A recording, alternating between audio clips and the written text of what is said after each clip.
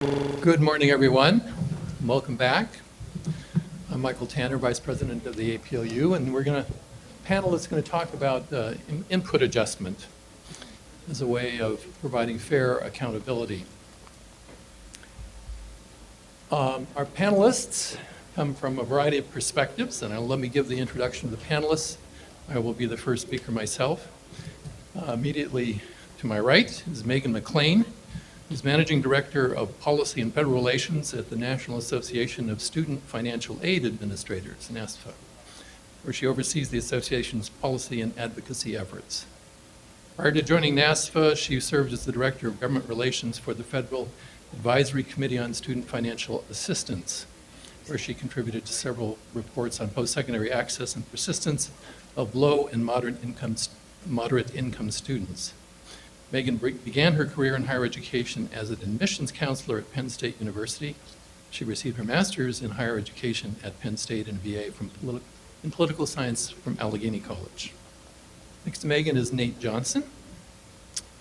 Nate consults on higher education policy, affordability, finance, and student success issues, and is currently the policy lead on comprehensive state financial aid for the Lumina Foundation-sponsored Strategy Labs.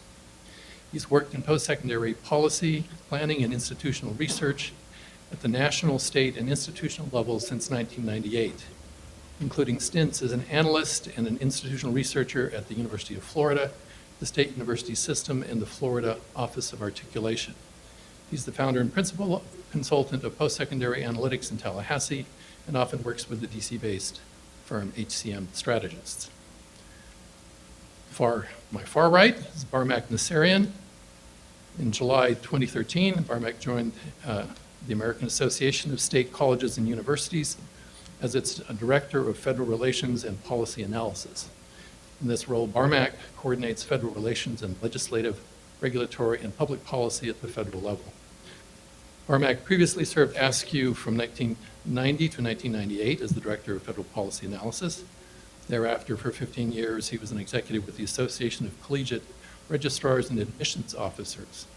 Barmak is a nationally known policy analyst and expert on federal student aid. He has extensive experience in Washington and with the broader national higher education community.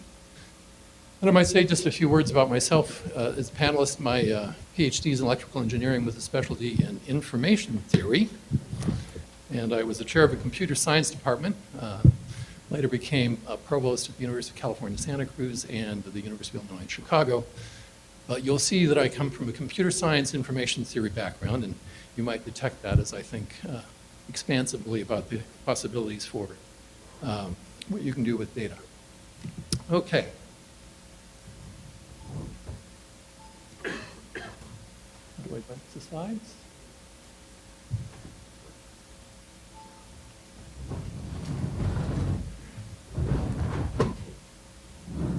How can one fairly judge performance of two different issues? This is a complex question. There are lots of complexities underlying the implementation, but I propose a fairly simple notion. But to begin, well, it went the wrong way.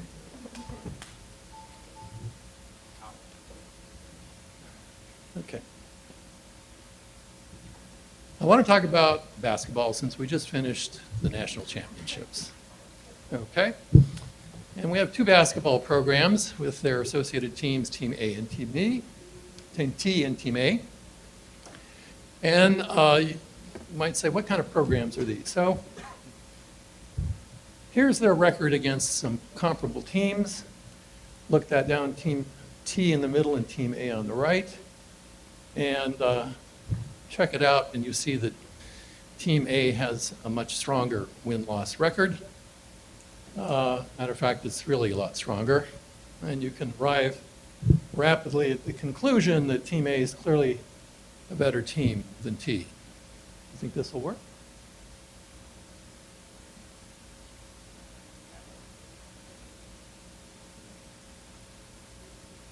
It's going backwards. The question I want to ask is, which has the better coach? Now, if you asked yourself, which of those two teams is likely to have longevity of the coach? I'd say Team A. But I want to ask, who has the better coach? Okay. The question is not which program has the better recruiters, which has the better training facilities, which spends more money on its basketball program. We might ask the question of which one coach is better at developing the basketball talents of the players, particularly this would happen to be a basketball academy. But because of the dependence on those lower three things, better recruiters and so forth, any basketball coach coming in is going to ask, what kind of control do I have on recruiting? What kind of investment are you making in the program? Because the coach knows that for the coaches, wins and loss records are what really shine. We want to get at that question of who's got the better coach, who's providing a better educational experience for the players. Now, you might say, what for an individual player, if the coach is doing a good job educating basketball players, here are some outcome measures for basketball players. Free throw percentage. Free throw percentage is, in fact, a national benchmark. I'm always amazed when you have highly skilled players who have a tough time with it, 40% rate. But it's standard. It's the same kind of court, same height, same size net, same size ball. It is a standard benchmark. Can you hit free throws, right? So it's something you'd say, well, okay, we know what we're talking about. When you talk about some of the other things, field goal percentages, 3-point, so forth, you have to say it's contextual because it has to do with what kind of teams where you're playing. It's easier to hit the 3-point shot if you're wide open. I mean, it'd be impossible for me, I think, but for a good basketball player, you can do it. But to judge the outcome performance of the coach in terms of coaching the students, you have to know the incoming characteristics of the players. What was the coach working with? And here are some attributes you might think about for basketball: height, weight, strength, quickness, motivation. In fact, if you knew about the players that the coach had on the team, you might be able to project, on the basis of experience or other data, how strong the team might be. Right? If you're trying to do that kind of projection, it's important that you get the right attributes. If you skip height in basketball, you're missing something. Team A has got 3 inches on the average on the other team. Okay, that's a really important statistic. If you try to do a projection without an important statistic, it causes the predictors to become flaky. It causes them to become unstable typically because they're trying to grasp at straws. So it's important that you get at things that really matter in terms of the success. Now here's my Team A. You may recognize that it is the Olympic gold medal team from 2012. And if I wanted to look good as a coach, this is a class I want, okay? A dozen of the best basketball players in the world. Coach K, I think, is a very good coach, excellent coach. But if you want to have a good win-loss record, this is a great group of players to have coming into your institution. Okay. That gets around to selectivity. If you want to shine on a set of outcome measures, the simple strategy is choose the incoming class that will shine on those measures. And it puts a pressure, in fact, on selectivity. Matter of fact, institutions in higher education get rewarded in rankings because they are selective. I don't know if it bumped up Stanford that they only accept 1 in 20, but it gives them a positive boost in things like U.S. News and World Report. Now you have to say selectivity at some level is a good force because it says to get into a selective institution, you have to work hard, you want to be competitive. It becomes a bit excessive when you see the New York Times report. But there's another effect in selectivity. Selectivity can be bad because what it does is cause institutions to compete for high-scoring and often wealthier students.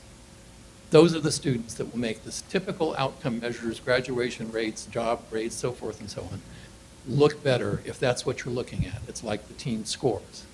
And you should pick really good students coming in, but that puts a pressure on not picking students who actually need education.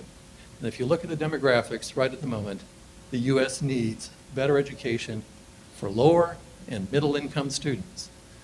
Those in the upper quartile, the children of upper quartile wealth, have something like 10 times the success rate in college as those in the lowest quartile. We are needing to move much better with low income students. So we're suggesting that you should provide some federal financial aid incentives to improve quality, to reward those that are doing well, to commend those that are doing adequately, and if necessary, partially sanction or remove eligibility for those who are doing very poorly and doing a disservice, in fact, to their students. The question is, how well does an institution serve the student population it serves compared to other institutions that might have comparable student populations across the nation? All of these things have interesting questions. So here it is in basic. You have to choose some critical outcomes. And we've proposed for bachelor's institution a set of outcomes. I'll come back to that if I have time. You then say, what are the characteristics of the cohorts coming in that would give you an indication of their readiness to achieve and score well on those outcomes? And then you say, create a national predictor. And there are methodologies for doing this. A typical one is linear regression, but there are Bayesian techniques and pseudo-Bayesian techniques and lots of experts who can work on this. And you establish accountability for financial aid, saying, how does the institution's outcome compare with the national predictor's projection for them given their student cohort? Is it far above or far below or in an acceptable range? And as you choose those ranges for where you reward or where you might have penalties, that provides an incentive for the institutions to think about improving the education for their students. You might reward them financially. These programs that lead to success cost money. You could give them a bonus that allows it to expand those programs. You might have sanctions, as we discussed, cutting off access to federal loans in certain ways for students attending those institutions. It's just warning the students. It's not one possible way. But any system like this with predictor will have flaws, and you have to have the opportunity for an institution to say, no, the predictor's got us wrong. It may look like we're far below, but something's gone wrong here. Come take a closer look at us. I'm sure that kind of thing will be necessary. Incentives to approve, yeah.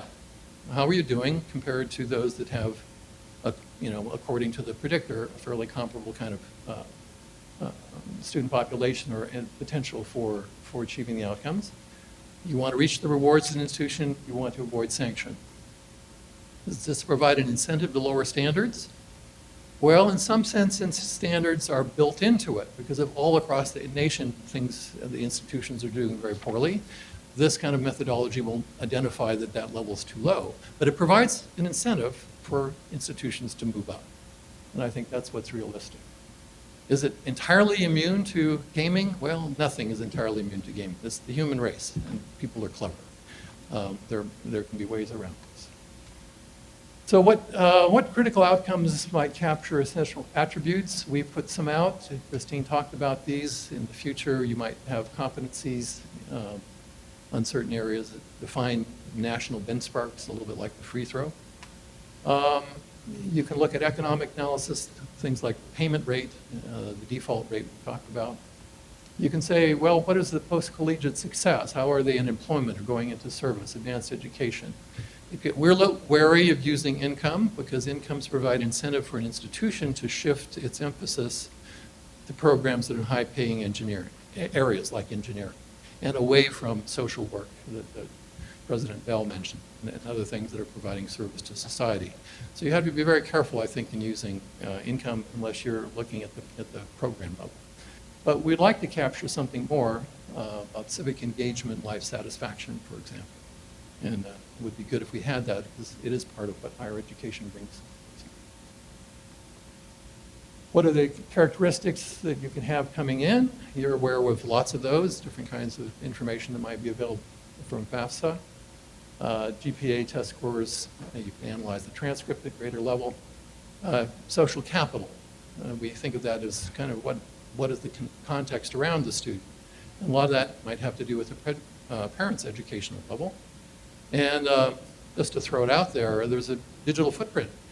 How connected in to the internet is a particular student. And that's probably today an indicator of how much they have access to information resources. And looking at those, you're going to have ethical and privacy limitations. It may be that you could get the arrest records for students, but you'd have to ask, is that something that we want to include in our predictor? So we have to And we'll have lots of data limitations. Can the data that will actually help you, like height in basketball, are those going to be generally and reliably available? And so you have to say, is this important enough that it's worth getting the data that are currently missing? So you end up with the questions of, can a robust predictor methodology become politically acceptable? That's a very tough question. There are all sorts of forces that might put against it. Must it be simple? Well, I said I was from computer science, and I said, I kind of hope not, because it's going to be hard for a really simple predictor to do a good job. I think that we ought to be able to accept, if we can accept that Amazon can make some interesting recommendations, you ought to be able to accept some sophisticated processing of data, and the public might be ready for that. Can a predictor that's based on a small number of variables be good enough to be fair? If you constrain yourself in terms of the complexity, will it be possible to give something that is actually quite reliable and will do a good job? So that's what we have in mind. This is my formulation of it.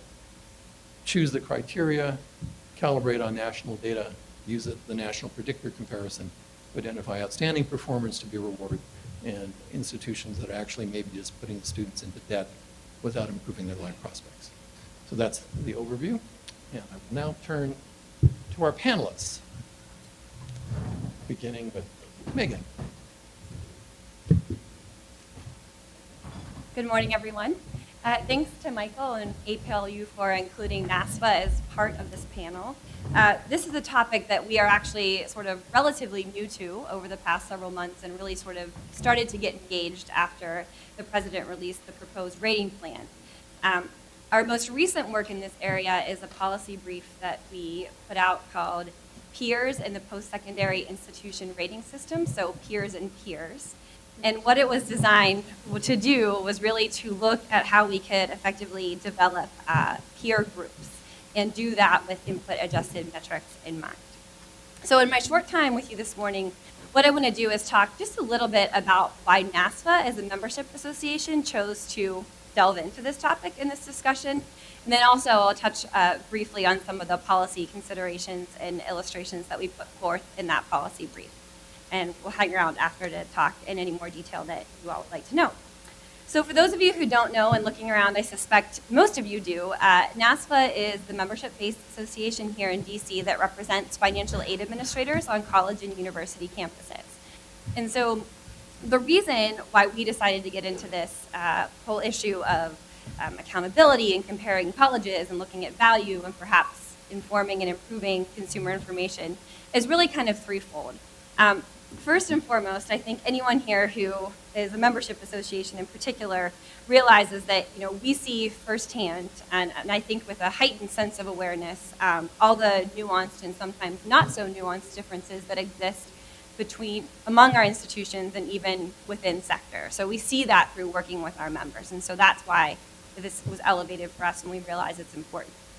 Second, if we kind of peel down the layer, through our members who are on the front line and working with students, we see the experiences they have and all the different type of students that they work with who come from different backgrounds and come from different experiences even within their institution. And then third, I think another driving force for us was sort of this broader question that has been out there for a while and always kind of comes to a head in the policy world is, what is post-secondary success?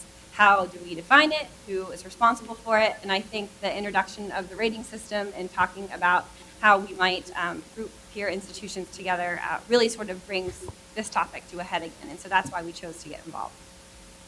When the rating system came out, our reaction was not one of balking at the fundamental idea of institutional accountability or finding ways to improve consumer information.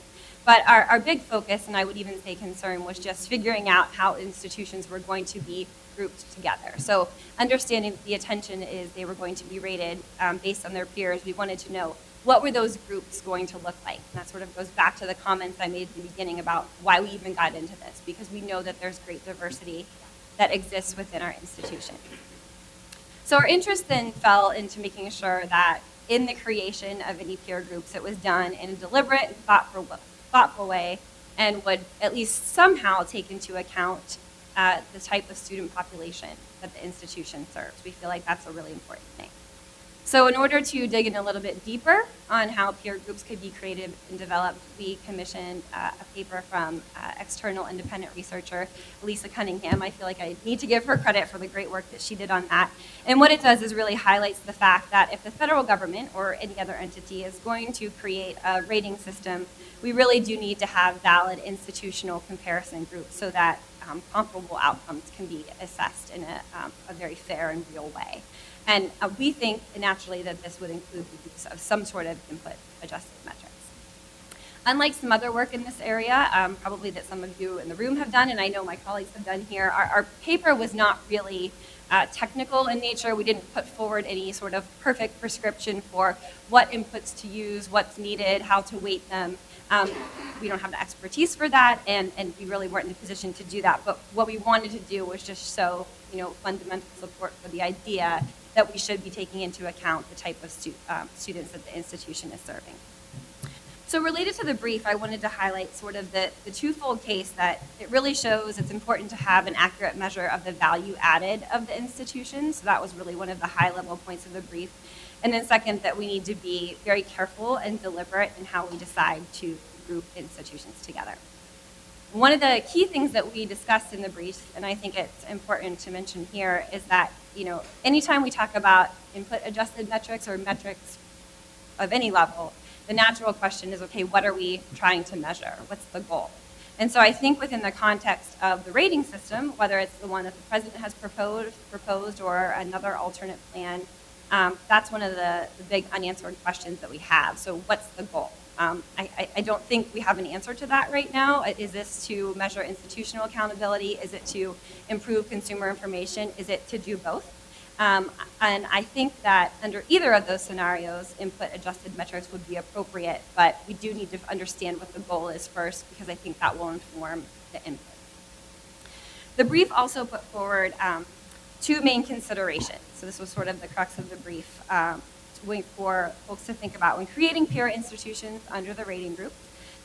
First being, the use of input adjusted metrics should be utilized in comparing different institutions because it allows for the examination of student outcomes while controlling for unique student and institutional factors and a more accurate assessment of value added. And we think that this is a preferable way to measure institutions.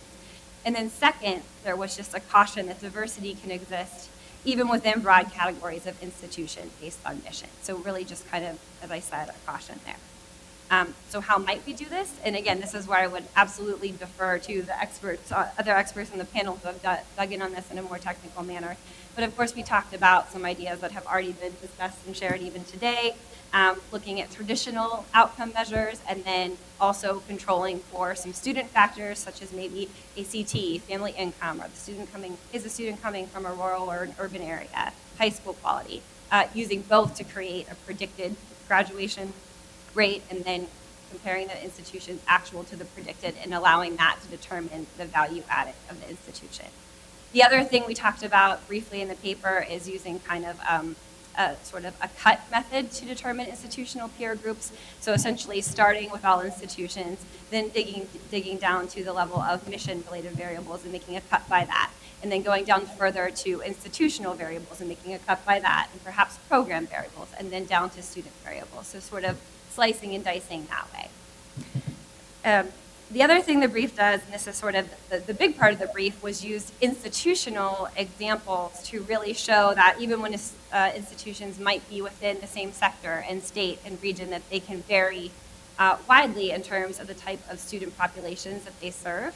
And so what we did, and this is by no means a representative sample, again, this was just a relatively small brief for us, is that we looked at 3 different geographical areas. So we looked at the DC metro area, we looked at the state of Ohio, and the state of Texas. And within these 3 groups, we looked at 4-year public institutions and 2-year public institutions, and just sort of lined them up with a set of student and institutional characteristics, and really looked at how different some of these institutions were, even though they were in the same state and within the same sector, in some cases, almost you could say, in the same neighborhood. So basically lined them up and said, okay, here's Pell recipients, percentage of baccalaureate degrees awarded, percentage of associate's degrees awarded, tuition, things like that.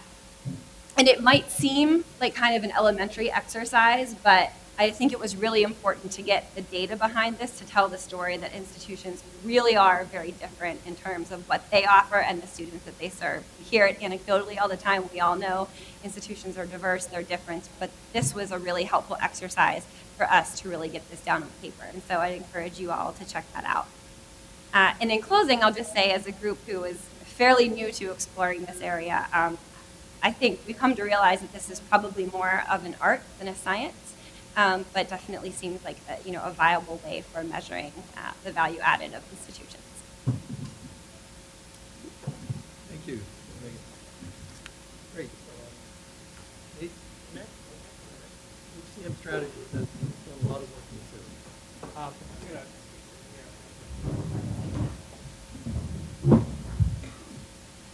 I went my own head PowerPoint slide.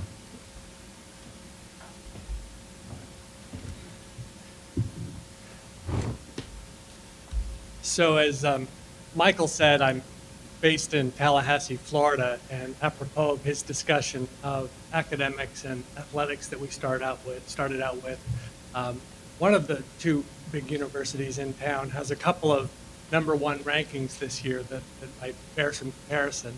One of them is a little clearer than the other. So, of course, Florida State's the national champion in football, #1. But it's also #1 on U.S. News' list of most cost-effective universities, which my understanding is the one with the highest rank relative to the amount of money and resources invested in its outcome.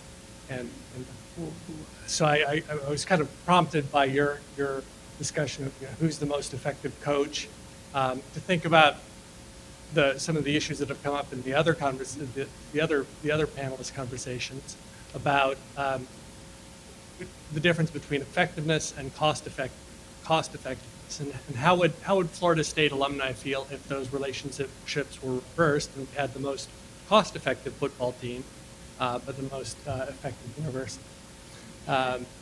Just a thought exercise. I won't go too far down that path. So my wife actually teaches at Florida State University, and I was going to start with a quote that I got from her research in 19th century French literature and history, which is actually quite relevant to this conversation, if maybe a little discouraging that we haven't come further. And this is from 1841, and you'll hear some of the issues. There's a commentator who's talking about all the students who are going to Paris and what happens to them when they major in what is essentially at the time liberal arts or legal studies. And of course, France is trying to expand its bureaucracy and be a meritocracy, and students are seeing a path to social mobility. But it's not always working out for them. So one commentator in 1841, and I'm translating and paraphrasing something fairly long here, he writes, "In general, after just 6 months in Paris, the student has taken on debt equal to a full year of his income. And not everyone gets the diploma either, as if that were enough.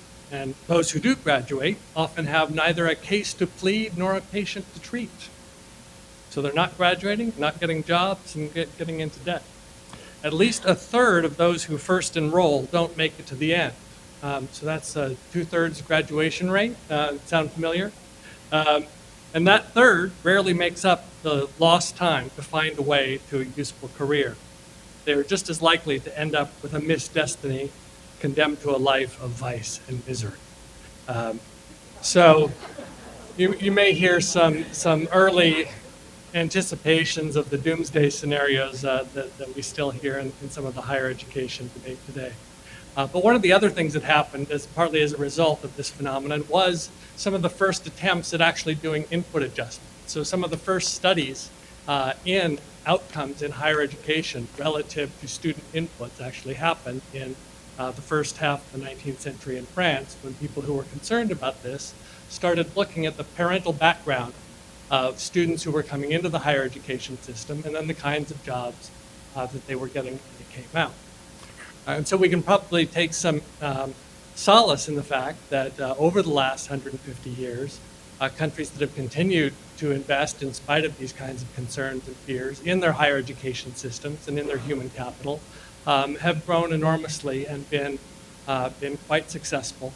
And one imagines that France would not be the kind of country it is today, nor would we be the kind of country we were today if we settled for the proportion of college graduates that we had in the early 19th century.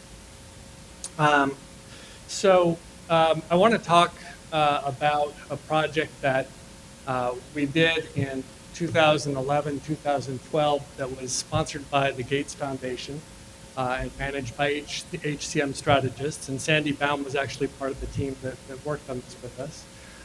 And we were interested, and the foundation was interested, in ensuring that, especially where low-income students were concerned, we were able to identify institutions that were more effective in serving them, both for the purpose of, or for three purposes: for accountability, we've discussed this here, for purposes of consumer choice, and then for the analytic purpose simply of knowing which institutions, and therefore which kinds of practices that you might find at those institutions, actually were working. And so you're finding who the most effective coach is, and what his playbook looks like, as opposed to simply identifying the institutions that had the best talent coming out of high school.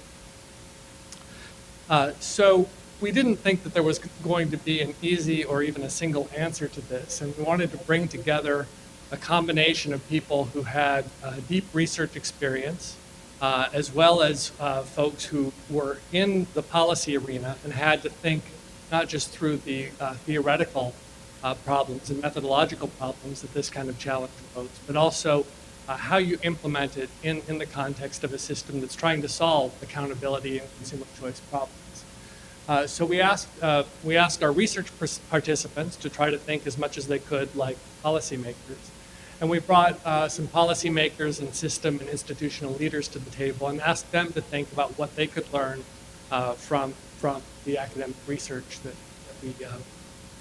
we were presenting.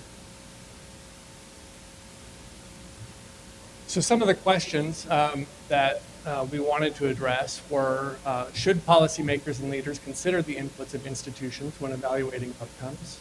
What methods are available to use? What are the best ways to do it? What are the practical limitations? And can the research findings be translated into policy? We ended up with 7 papers, a synopsis paper, a literature review, a series of policy briefs related to this that we did afterwards, and a toolkit for states that included some spreadsheets and calculation tools and descriptions of common variables used in input adjustment. And if there's one takeaway from this presentation, it should probably be the link here to the Context for Success website, where you can go find these resources, and I'm hoping that this is an occasion for the work to continue to have some value and some life. This is a list of the papers, our overview by Charlie Plattfelter, the literature review, a paper by Peter Barr, University of Michigan, on classifying community colleges, which use students' initial enrollment patterns as kind of an input adjustment, which has its challenges and difficulties, because initial enrollment patterns, can in some cases be shaped by institutional practices, but often you don't have a whole lot else to go with community college students. You don't have the kind of deep history that you have with more traditional students.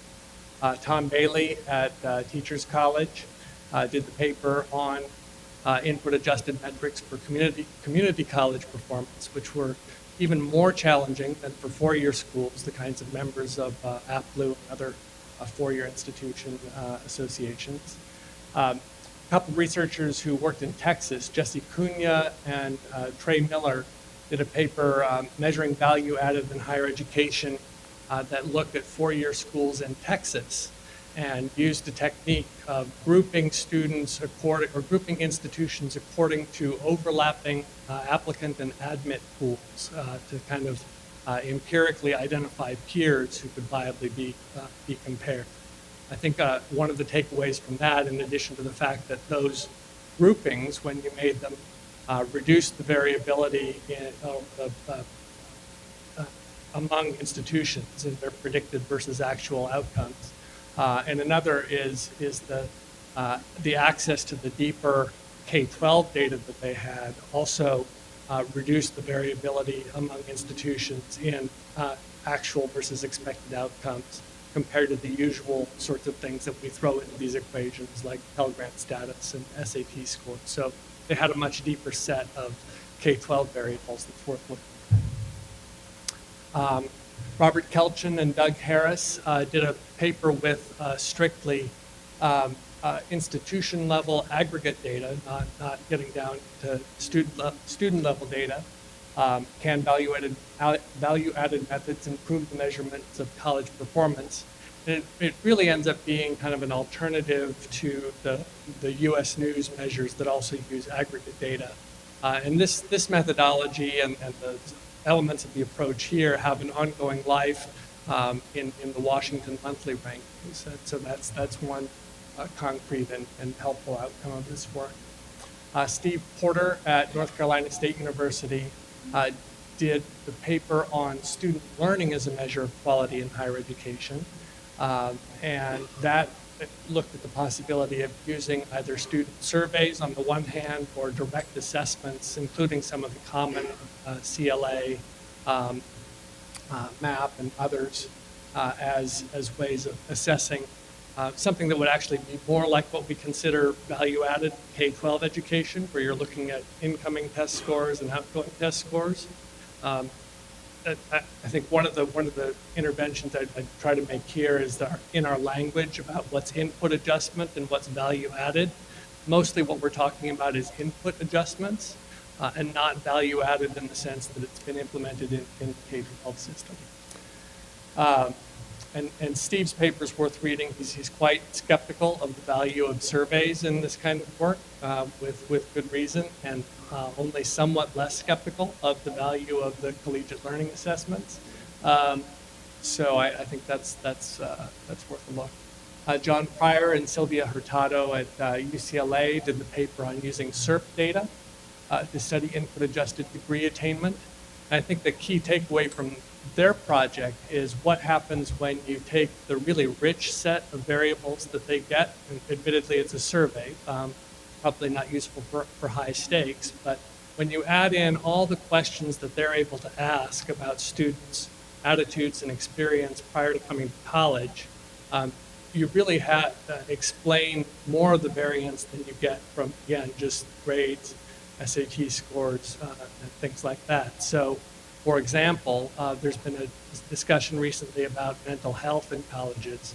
And so students who were asked, have you been depressed in the last year, were much less likely to eventually graduate than students who said that they hadn't been depressed in the last year. And that's after you account for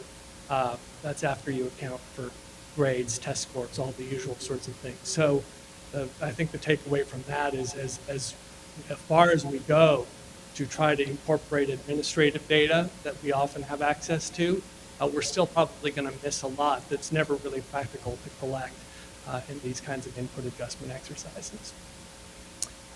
And we had another paper from Tennessee that looked at using the kinds of data that they had available in the Higher Education Commission and the state financial aid system to do adjustments. It was interesting there. It was very clear as they added more and more variables to their model, the relative positions or rankings of institutions within Tennessee shifted dramatically and also narrowed, so that by the end, once they had as much in there as would fit, there was very little statistically significant difference among the institutions in terms of there were a couple of outliers, but not much. You kind of lost your ability to discriminate. So some general lessons and conclusions that I'll try to relate a little bit to the discussion we've been having so far this morning. First, input adjustments do make a big difference. And if you don't make them, then you are risking making big analytical or political policy funding mistakes, depending on what you're using it for. So policymakers should make an effort to adjust for inputs when institutional comparisons have stakes attached. On the other hand, input adjustments always have flaws and gaps.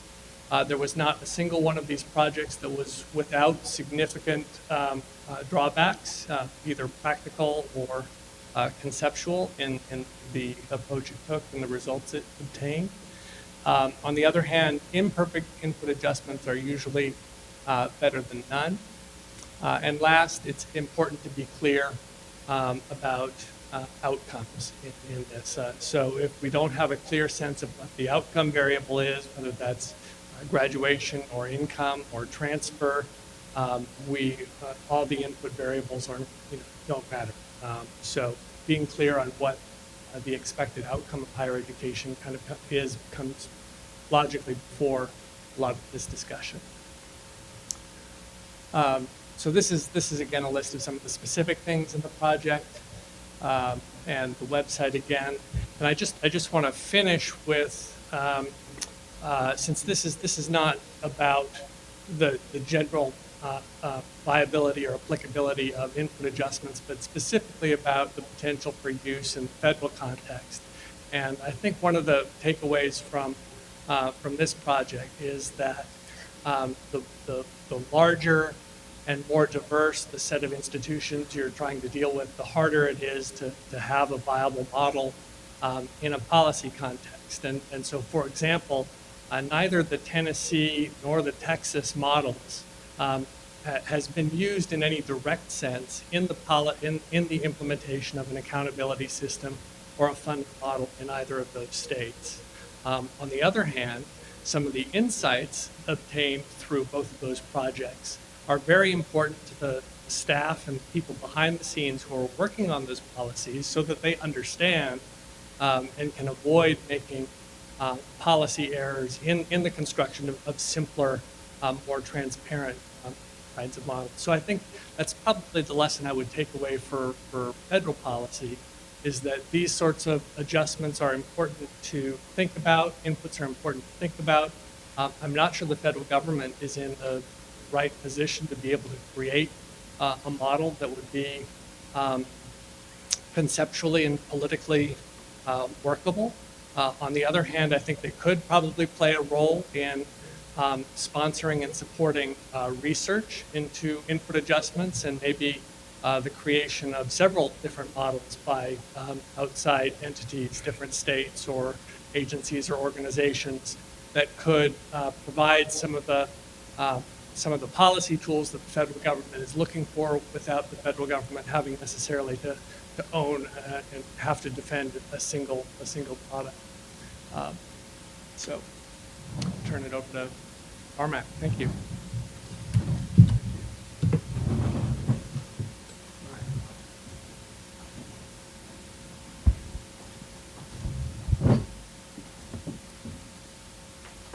So my organization, AASCU, has taken a position of agnosticism with regard to the wisdom and success. I guess I should get closer. We have taken a wait-and-see attitude at AASCU with regard to the department's effort to create a rating system. And I think that's only fair because it's very difficult to pass judgment on something you haven't seen. Having said that, in the context of the conversation we're having here, I think the one obvious outcome of today's conversation should be extreme caution at how daunting a task the department has chosen to undertake. We have a current rating system that the department has administered since the inception of student aid programs. It's called eligibility. It's a binary task: eligible, not eligible. And I can candidly tell you that their track record on that front leaves much to be desired.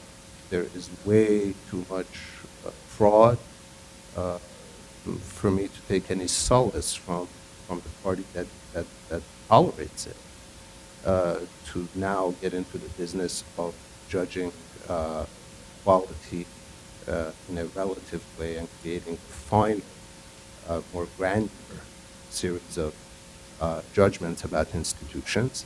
I don't know how many of you might have seen the American Statistical Association's comment on value-added models. Since we're talking about input adjustments, I think it's really well worth reading because it gives it in very edifying language. It says things that I'm going to say much more bluntly. It is very easy to engage in the creation of econometric models and regression models and statistical operations with regard to a complex area of human activity that about which you have no causal model. And particularly in general, when people talk about value-added models, the thing they bemoan the most, and we have bemoaned it here, tends to be data, availability of adequate data to feed into the system, because obviously any value-added model, any statistical model is only as good as what you feed it. But on top of that, you have the challenge of causality, that statistical models won't capture correlations, and that we have, as you move from what is to what ought to be in making these judgments, and as you create these adjustments to input on the basis of your understanding of how things affect outcomes. I mean, there is a fuzzy judgment going on that says Pell Grant recipients are more at risk. That judgment certainly comports with common sense understanding that says poverty has its own gravitational force, that poor people are much more likely to be derailed by lack of means, even if everything else is okay. But obviously, in the case of education, where there is the commingling of effort between the institution and the student, there are other relevant attributes that have to be appropriately factored in, such as academic preparation. And it's really kind of hard to tease those things out sufficiently to be sure that you're not engaging in a game of numerology as opposed to real social science. Now add to it the fact that it's a federal agency attempting to do this within the limitations of politics and what is tolerable, and you know, the chances of success don't look very good. I think Nate's comment that perhaps the federal government would best fund further research is a very important one, and I certainly hope they do that, because let us not make all of our mistakes in haste. I think it's very important to focus on better data collection and a better grasp of what's going on here. There's some fairly obvious things we could do. Those obvious things, by the way, become very challenging when you realize there is an administrative side to this deal and there's an academic side to this deal. And that folks with one set of skills and expertise may be mystified by the other. And that consequently, we need to really focus on what the federal interest here might be. The federal interest should not be to judge which philosophy program is more edifying.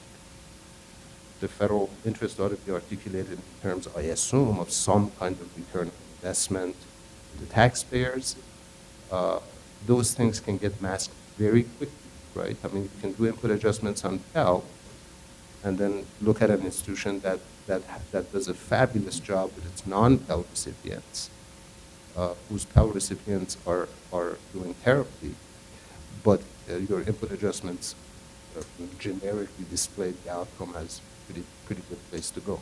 So it's very important to hone in on what the particular interest of the federal government is. I would suggest that the most obvious one here is loan repayment. One could very clearly see that institutions that saddle students with debt that doesn't justify itself in terms of enhanced wages down the road are probably not doing those students and presumably the taxpayers any favors. So we need to get focused on that. And it seems to me that can be baked into the terms of financing much more straightforwardly than sort of grandiose effort to render judgment, even if it's categorical. even if it's not granular, it's really sort of 3 or 4 broad categories. It gets complicated really quickly. The main issue here is to be cognizant of the ways in which the range of current performance afflicts any judgment you make about any reasonable judgments you make about how you might adjust inputs into your model.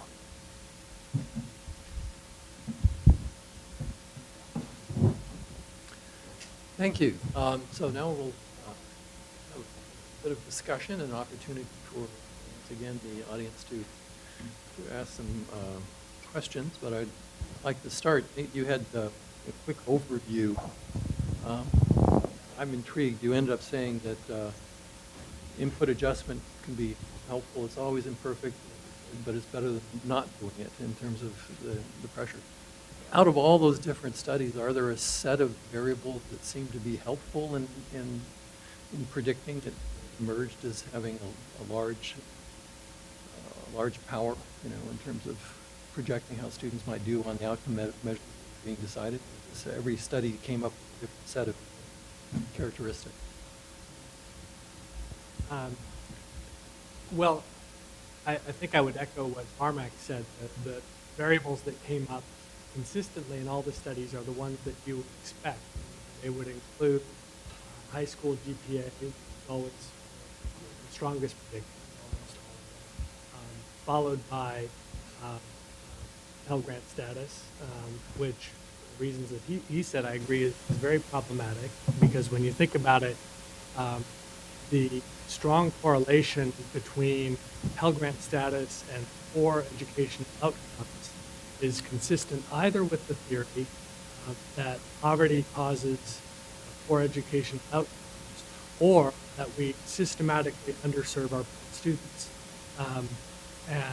So one example of that is related to another of the projects. It wasn't around Pell Grant status, but some of the core variables that the UCLA theory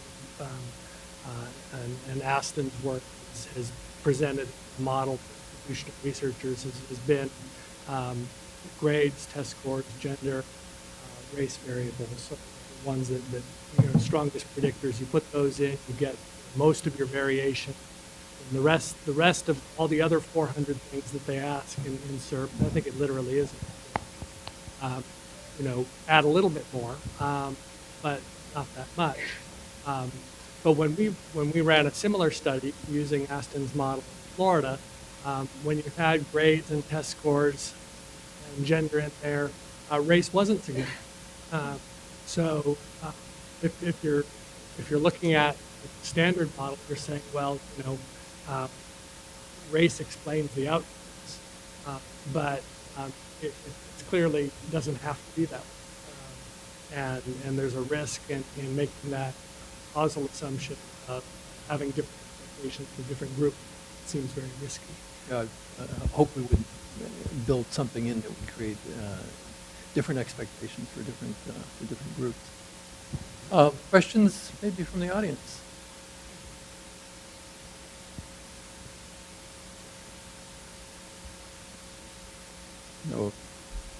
No immediate takers? All right, so this is Randy Swing from the Association for Institutional Research with another data question, right? So that's my theme. And that's for any kind of adjustment index that I've heard proposed so far. They all rely on basically looking at an average of students in some way. And so how do we address the fact that the average hides rather than illuminates what's actually going on a campus, and that that it just simply doesn't take into account the standard deviation actually, but yet if we use standard deviation, we'd lose everybody in that discussion pretty quickly, right? So I absolutely believe in the idea of an adjustment, but I'm not sure that I've heard proposals for adjustments that actually are realistic to capture the reality of what goes on college campuses. Yeah, well, I think there is an important question there. For a variety of reasons, we end up looking at aggregate data. And from an information point of view, you've thrown away a lot of important information if you start aggregating. So in fact, for me, a more probing question is, can you in fact track individual performance and then aggregate? That raises all sorts of issues. But let me just demonstrate with the basketball example. Let me talk about the incoming basketball players and tell you that their average height is 6'5". Well, you're going to get a different outcome if that actually means 6'0" and 6'11" in terms of the character of the team than if they happen to all be 6'5". Okay, so you've lost something about the position. So I being a person theoretical, and I'd say it would be nice if we could get more detail and then aggregate at the end rather than starting from aggregate. So, I don't know if you other have reactions to that. Well, I have a policy I have a policy reaction and a data geek reaction. So my policy reaction is that the answers to that question are too complicated for the federal rating system, and that's one reason why we desperately need minimum standards.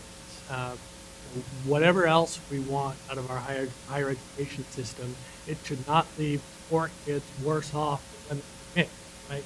So yes, we want all these other things from it. We want quality education. We want whole people with critical thinking, but we can't have students coming out being worse off than they came in, or like back in 19th century France, it's a life of misery and despair. So my data geek reaction, on the other hand, is that in some of the projects that we've looked at, work I've done myself, there are very differential effects of these variables among different populations and at different points along the scale, and it's a matter of curve fitting. So the effect of financial need, for example, is non-linear. So a little bit of financial need has no impact on the likelihood of success. But once you get to a certain point, each dollar starts making a lot more difference. So you have to figure out ways to create models to account for things like that. Yeah, at Elmendorf, I work with Barmak, and one of the reasons that AASCU has taken the position it has is basically there really isn't a lot of data out there. There's kind of a naive optimism that better consumer data results in a change in consumer behavior and a change in the marketplace, and I haven't seen data that shows that. In fact, I would cite, Nate, you cited a number of studies. Professor Hillman, University of Madison, Wisconsin, made a comparison of report or rating systems used by AMA, and frankly, it's disturbing to see how it's been misused rather than used properly. Cardiologists, for example, performing surgery weren't taking on the sickest and most needy patients. They, in fact, were taking on those that met the requirements in the performance report. Second, I appreciate what you're doing to report on the metrics and the data, but frankly, there's a bigger question I think has not been put on the table anyplace, and it is how would these ratings be used? Sandy Baum and I were chatting during the break, and nobody's even talking about a weighting of the metrics, which would make a lot of sense, but only after you ask and answer the first question. How are these going to be used? In what way will they be used?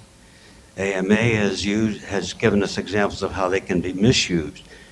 The Department of Education put up a list in the Higher Ed Reauthorization Act that talked basically about institutions and their tuition rates and ranked them. It was public and sensational and on the shelf for about a day before it was ignored. It's not being used at all. So that's kind of a question that has yet to be answered, and it's one of the reasons why we're waiting to see how the department approaches this and whether they'll answer that question in relation to whatever it is they come up with. Yeah, I think there is a question of what agent might want to generate the data. And ultimately, if you're talking about financial aid, the federal government does have to act, right? It acts in either denying aid or providing reward, because that's the source. And the track record, I think Barmak may have noted, is not great. I looked at how many institutions had lost eligibility. Christine ran it over a number of years. Out of about 6,000 institutions, only 5 lost eligibility one year. And you have to ask yourself, there are only 5 institutions that are problematic, right? And what happens to the others? Is there actually a genuine incentive going on at this point? Now, having talked to some accreditors, I know what kinds of constraints and pushback that they feel if they start showing teeth. But we've got to say, who's prepared to act if we do this? I think your AMA example does show the dangers of defining an outcome and then saying we'll allow people to select for it. So you get lots of negative. The AMA example also masks a really vexing attribute of higher ed, which is the long time horizon post-attendance before any kind of meaningful judgment can be made.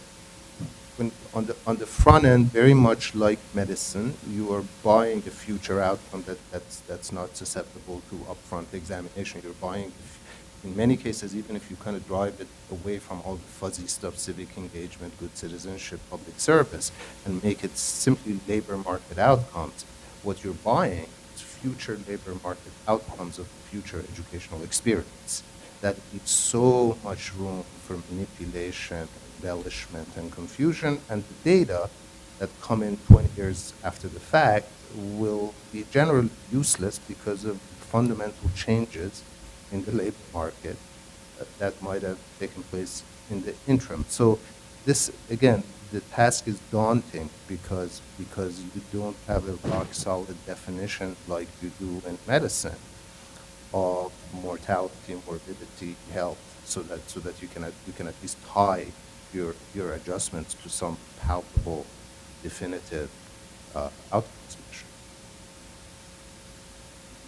measure. And I think, related, what's the intended use for these, but also going back to the comments I made earlier, I think we're still a little bit unclear on what the goal is too. Is this for institutional accountability? Is this for consumer info? And at NASFAA, we work a lot on consumer info, and one of the things we've been focused on, along with a lot of other folks in this room over the past couple of years, is the multitude of consumer information pieces that have come out. So the scorecard, the shopping sheet, how do they all interact? And I think a big question for us, and it still is a question mark, is this intended to also be a consumer information piece? How would it fit in with these other things that we already have? And at the end of the day, do we know what the consumer really wants and what is the most helpful information? So we've been thinking about this in that context as well. Well, maybe we're getting close to the noon hour and people are getting hungry. So let me thank the panelists, Megan, Nate, Barmak, for very interesting presentations. And thank you all for attending today on this interesting discussion. Well, thank you everyone for being here and going through these very complicated issues. We started off with some assumptions. One, that there was a problem. Two, that there was some need for tighter oversight, particularly as to very badly performing institutions. And three, that if we did so, we'd need some apples to apples, some readiness context. Now, particularly there's lots of questions about particularly the last couple of assumptions, and you've heard them. What I would say, a couple things. One, that we need to grapple with this. The complexities of the data, the issues, we need to grapple with that in some fashion. I think there are ways through this, I suspect I would do it a little differently than this person or that person, but I don't think it is practical for we as a community to say, it's too complex, we can't do it. And I think it's very important that we aim to make it as simple is the wrong word, but that we not try to make a bunch of refined judgments. I think the biggest concern that most of us have about the president's proposal, or a major concern, is it appears to make a whole lot of judgments, or propose to make a whole lot of judgments, where it certainly ought to be easier to think about how to identify very underperforming institutions and/or very extremely high-performing institutions. In other words, 3 tiers or something. But I think it is not feasible for us, unless we wish to be out of the game, to not do it. And my guess is that virtually everybody, I don't think you'd be here today if you didn't believe that we can't wait. We can't wait forever. Yet I would underline that point that I think higher education, too often in this town, has been so divided, so focused on a component of the problem that we have found it impossible or extremely difficult to think very big. And I think today we need to do that. And frankly, I think that all of you are being here willing to grapple with this. I mean, we particularly wanted to structure this in a way where we weren't advocating a special perspective, but rather to have a community discussion of thoughtful people to struggle with it. And I think we're thoughtful, and I think we did struggle. And we thank everybody here. Thank you.